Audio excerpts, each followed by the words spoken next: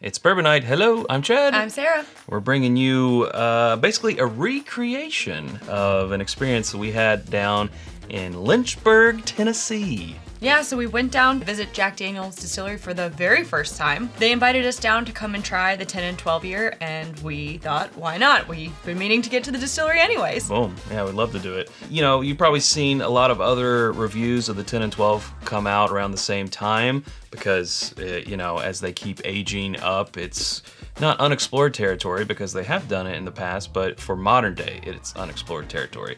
So we thought, what could we bring that would be different from some of the others?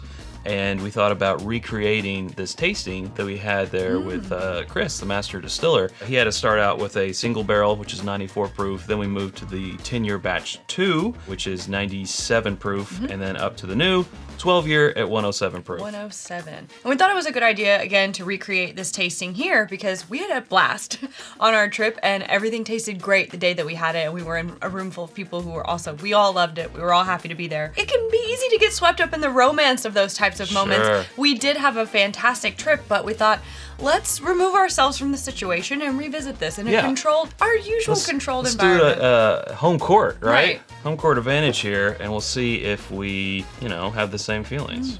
All right, pause for the only cork pop of the episode.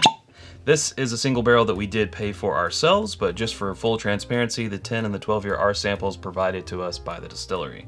This is actually the very first bottle of Jack Daniel's single barrel that we've owned, although we are fans of the single barrel proof rye and the bourbon. If you go back, we did do a kind of two Kentuckians try all things Jack Daniel's, and you will see that there's definitely a trend there with what we find ourselves gravitating towards. Yeah.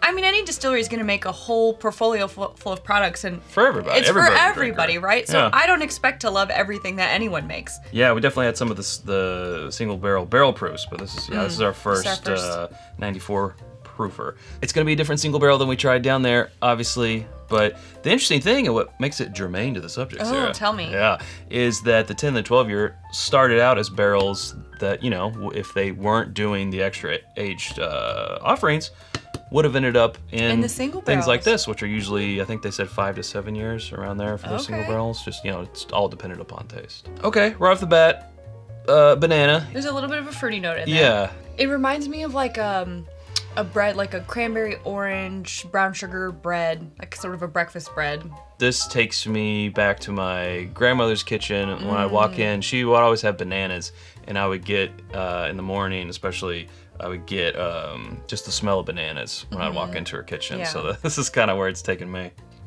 Okay, to your health. Yeah, this is definitely the camp. Yep. These and the single barrels and then the barrel proof stuff, and then we'll tell you about these. But that is definitely where I find myself gravitating in their portfolio, which makes sense for me. Another thing to say is, of course, as you've seen already probably, we had the cameras rolling, and we got little bits of the conversation throughout the tasting. So throughout this, we might be inserting Chris to get his own thoughts about what we're drinking. This is where we started as kind of the foundation of what would become 10 and now 12, which is why I wanted to kind of throw that in there. Again, all this is built on that classic Old Number 7 recipe. So is the bonded whiskey that we released last year. There's so many things that we're continuing to be able to discover and evolve with that classic grain bill, that same process. To think about that was set. I mean, we know for sure since Prohibition it was set, and you have to think it was probably pretty darn similar back in Jack's day too. Pretty amazing to think that this recipe has stood the test of time this long and it's still showing us things. What I like about this is that it carries through the same notes of sweetness of that fruity breakfast bread that we were talking about from the nose, but you do get, some oak and some presence of age, and the finish does hang around a little bit for a 94 proof, Yeah, there is also a citrus note in there, sort of an orange-ish. We get some peach and pear on the Jack Daniel's stuff sometimes.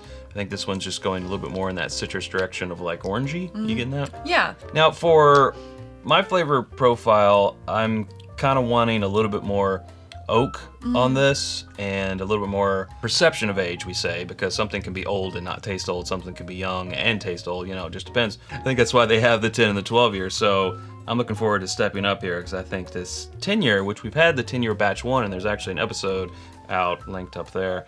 Yeah, I remember liking that. And not much of a proof jump up. This is 97 proof. MSRP, $55 around, or actually that's what we paid. I don't know what the MSRP, but we paid $55 for this. $70 for this 10-year. Oh, we'll talk about that ask for the perception of age, I think, comes through on the nose. That's what, and this is what it is, and I appreciate it for what it is, but this is what I was missing right here. I was like, give me. And this 10-year, it has more baking spice. Yep. And more oak on the nose, and I like that a lot. Yeah. I mean, don't get me wrong, I enjoy sometimes some fruity notes and things coming through and some sweetness, but I find myself, this matches up with where I find myself more every day. Yeah. Leathery wood spice to, Lexi and I, we kept kind of going back to like cocoa powder. Bittersweet cocoa, bittersweet chocolate notes. Not at all like a milk sweet, creamy milk chocolate. Much more dry baking spices, cocoa powder. To me, this is leathery, spicy wood spice, classic dry baking spice, cocoa powder. But I think a lot of people that seek out really old American whiskeys and really old bourbons, I think that's going to ring a lot of bells. Yeah, it's going for the kill. Yeah. I remember thinking when we were there that I could spend some time with this one and I would keep finding different notes. Because it's like right there at that proof, but with that age where I feel like it has a lot to give, but you have to take a couple sips to like fully unlock it. There's almost like a little, that oak is there for sure. A little bit of a French vanilla note and like a slight hint of ginger. I don't know, it kind of reminds me of like... Yeah, ginger. Ginger, or like gingerbread, like a gingerbread cookie. I don't know. Yeah, good call. With some holiday spices. I like that. For just 3 points in proof, I feel like it's traveling down into the finish, the chest a little more for that Tennessee hug. The finish in the mouthfeel. I mean, mouthfeel is stepped up quite a bit. When you go back after sipping it to the nose, that ginger comes through a little bit more. I mean, 10 years, you're starting to get in that position where typically, depending on what the whiskey is, you can get that leather and sometimes some pipe tobacco, more presence of the barrel. And I am getting the leather. It's not really drying. Second sip felt a little bit hotter in the mouth than the first, but if you hadn't if leather wasn't suggested to me, I don't know that that's a flavor note that I would have picked out. When it's suggested, I'm like, oh, I can see where that is. It's probably not one of the ones that I would use to describe it up front. That would be more down 5th, 6th sip, down in the details. Now these are the second batch are not barrels that were left over from the first. This is a completely different selection of barrels. And if you're wondering like how limited this is going to be, they are shooting for around 3,000-ish cases for both the 10 and the 12. So do your math, that's around 18,000 bottles. Pretty widely available. Yeah, not it's not readily available as old 100,000. number 7. Yeah. Well, before we move on to the 12-year, we want to hit pause and tell you about our home on the internet. It's whiskyambitions.com. It's where you can get, sorry, bottle, move. This t-shirt, the long sleeve, this is not even a t-shirt. I'm just so used to wearing t-shirts. Sweatshirt, your quarter-length baseball tee there, hats, all the Glencairns we're drinking from, water glasses, copitas, bottle cut candles, and more coming soon at whiskyambitions.com. And you can become a patron at patreon.com/itsbourbonnight and join our community for as little as $1 a month. That is where we release our barrel picks, the opportunity to get discounts on that merch, after the episode exclusives, and more. And we'll be right back. And welcome back. Just poured ourselves the 12-year, and right off the bat, this is good. We're sort of conditioned to be around $10 a year. This jumped up 2 years. This was MSRP 70. This is MSRP 80. So only $5 a year for the 2 extra years. Yeah, I don't as a general consumer, I don't like to go around patting, big companies on the back. Like, good job for not charging me so much. Thanks a lot. Yeah. But when you think about, if you just look at the landscape of the bourbon industry as it is now, you don't see a lot of people coming out with 12-year-old products under $100. Right. It's not usual. Or they'll take that 12-year stuff, set it aside, and blend it into their limited editions, which are, again, north of $100, $200. So I wasn't expecting to see a 12-year-old product come from them for $80. Plus, it's 107 proof. But the question is it worth it? Even if it's got all the stats, is it worth it? Ooh, that's... This is a darker nose, even than the 10-year. I wouldn't have thought that they would be that different. The ginger note's kind of gone. Well, also pulled from a different, stock That's true. as the 10-year stuff. So this is a completely different, batching of barrels. Good point, Chad. I get molasses. I get graham cracker, molasses. If we're talking about what pops into our head, it's sitting around a fire. Very dark. Doing some s'mores, S'mores, yeah, very s'mores. Without the so much marshmallow. More the chocolate graham cracker molasses, yeah, instead of gooey marshmallow. This is my type of nose. Oh, he likes it. Oof, I like it too. It's very rich on the nose. It went more sort of raisin. Raisin chocolate. Still a little bit of that graham cracker. Yeah. Still a little bit of that molasses. And cocoa powder a little bit. Yes, it's a little dry. I was going to say, but it's a little dry. Because it does have more, I think it has more oak too. Yeah. Oh, yeah. So, and I expect a little bit more dryness when we're getting with the age and getting more oak influence. Second sip. Better with the dryness, but it is, of the three, I think the driest. Right. But again, it also has the oldest. most oak. Right. And They go hand in hand. They do. And the deepest flavors.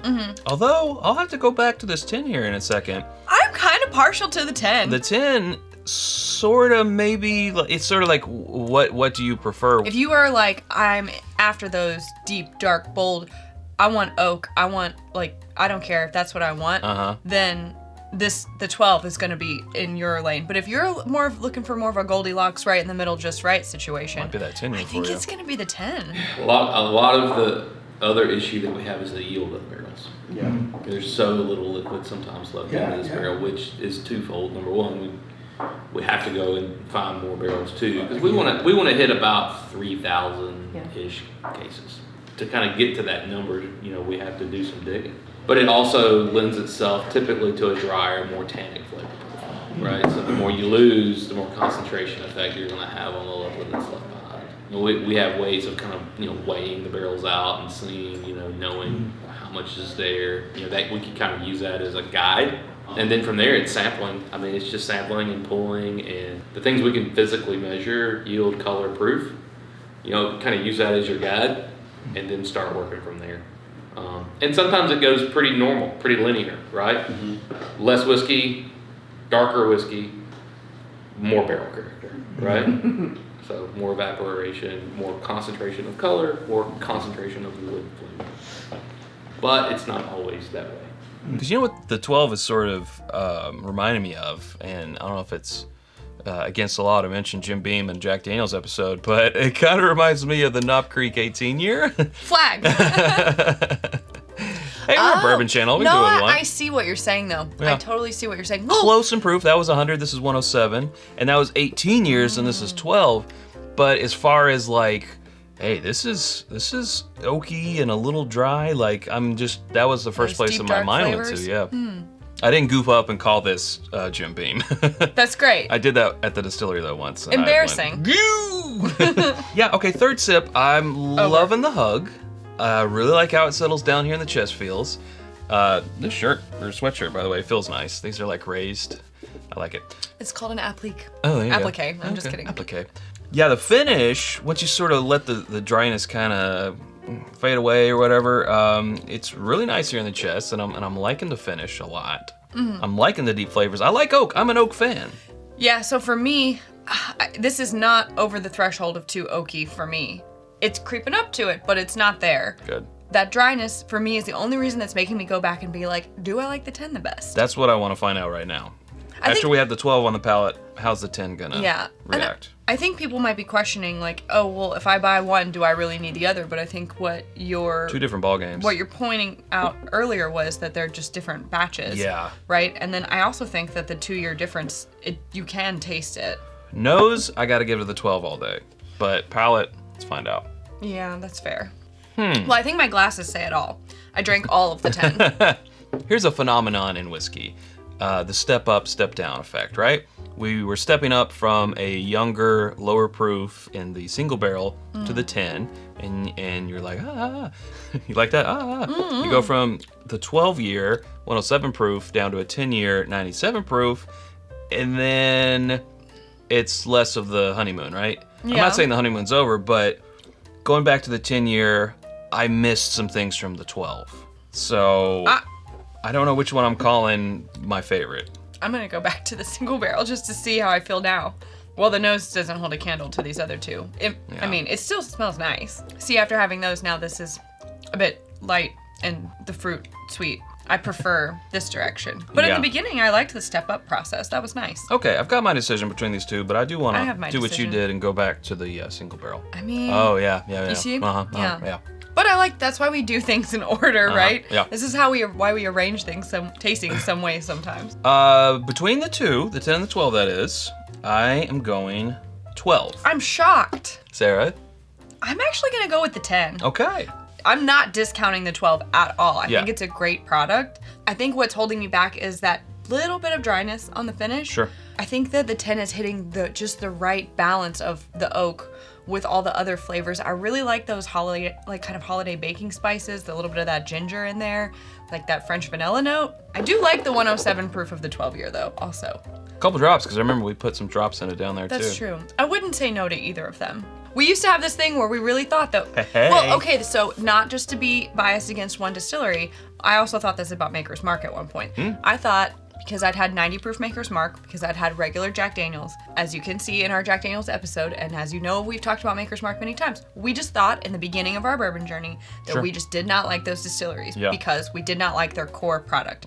And then, as we've seen in the past decade, right, both of these distilleries have really expanded their offerings, and now I find that there are more products from each that I like than that I don't like. Yes. Oh, I agree. And I love to see that direction, and I'm like, so just say, no, that's a win. all that for just sure. to say, keep an open mind sometimes. Yeah. You know? Don't write something off just because you had one of their expressions from their total line.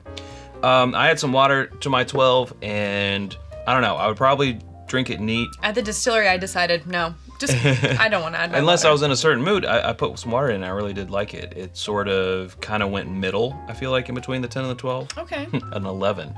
Well, it's nice to have the option Yeah. to dial things. Speaking of ages, the next age that they are going towards, it doesn't mean they will release it because this is an experiment, but the next one, if they do release one, will be a 14-year.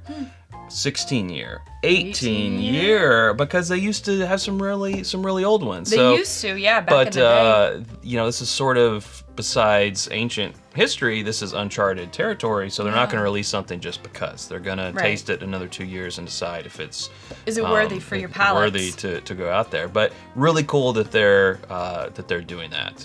There you go. Oh, I don't know. Should we do just an individual recommend? I mean, for $80, 12-year that I picked the best out of the three, yeah, it's a recommend for me. I agree, and I drank all of it. I enjoyed it. I enjoyed it both at the distillery. I enjoyed it here as well. The 10-year also for $70 is a recommend. I think we're just recommending them all.